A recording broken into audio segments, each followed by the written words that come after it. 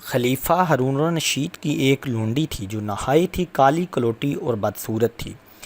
ایک دن خلیفہ نے لونڈیوں کے درمیان اشرفیاں لٹائیں۔ سب لونڈیاں اشرفیاں چننے لگیں مگر وہ بدصورت لونڈی کھڑی رہی اور خلیفہ کے چہرے کی طرف دیکھتی رہی۔ کسی نے پوچھا کہ تو اشرفیاں کیوں نہیں لوٹتی ہے؟ اس نے کہا، اے لوٹنے والیوں کا مقصد اشرفیاں ہیں اور میرا مطلوب اشرفیوں کا مالک ہے۔ خلیفہ نے اس بات کو پسند کیا اور اپنے مقربوں میں داخل کر لیا اور بہت سا مال عطا کیا، اور دوسرے بادشاہوں کو یہ خبر پہنچی کہ ہارون الرشید ایک سیاہ فام لونڈی پر عاشق ہو گیا ہے۔ خلیفہ کو یہ بات معلوم ہوئی تو اس نے تمام بادشاہوں کے پاس آدمی بھیج کر ان کو اپنے پاس جمع کیا۔ اس کے بعد سب لونڈیوں کی حاضری کا حکم دیا اور ہر لونڈی کو یاقوت کا ایک ایک پیالہ دے کر حکم دیا، اسے زمین پر پھینک دو۔ سب لونڈیاں پیالے کو پھینکنے سے باز رہیں مگر ایک سیاہ فام لونڈی نے پیالے کو زمین پر پٹک دیا جس سے وہ چور چور ہو گیا۔ اس کے بعد خلیفہ نے حاضری مجلس سے فرمایا، اس لونڈی کو دیکھو کہ اس کا چہرہ تو بہت بدنما ہے مگر اس کا کام نہایت ہی عمدہ اور پسندیدہ ہے۔ پھر خلیفہ نے اس لونڈی سے مطالبہ کیا کہ تو نے پیالہ کیوں توڑا؟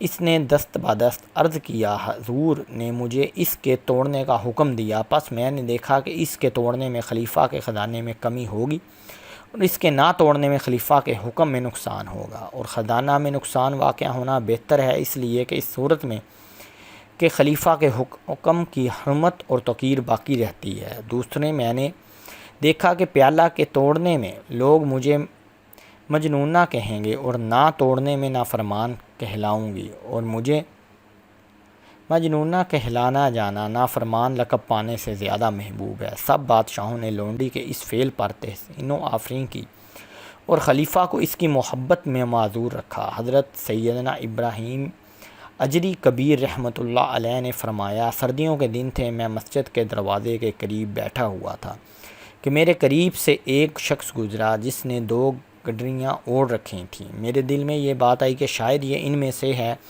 جو بھیک مانگتے ہیں، کیا ہی اچھا ہوتا اگر یہ میرے ہاتھ سے کما کر کھاتا، اپنے ہاتھ سے کما کر کھاتا۔ جب میں سویا تو خواب دیکھا کہ میرے پاس 2 فرشتے آئے، مجھے بازو سے پکڑا اور اسی مسجد میں لے گئے۔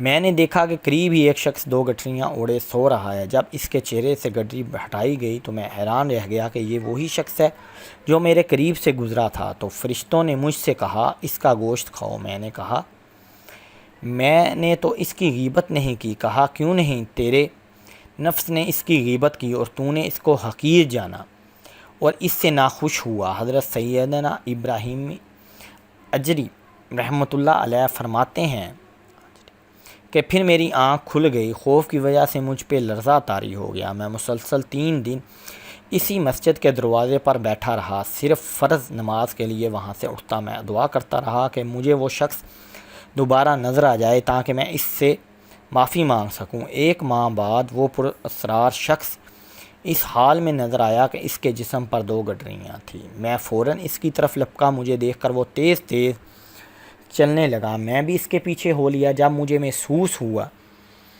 کہ شاید میں اس کے قریب نہ پہنچ سکوں گا اور یہ مجھ سے دور چلا جائے گا تو میں نے کہا، اے اللہ کے بندے، میں تجھ سے کچھ بات کرنا چاہتا ہوں۔ اس نے کہا، اے ابراہیم، کیا تو بھی ان لوگوں میں سے ہے جو دل کے ذریعے مومنین کی غیبت کرتے ہیں؟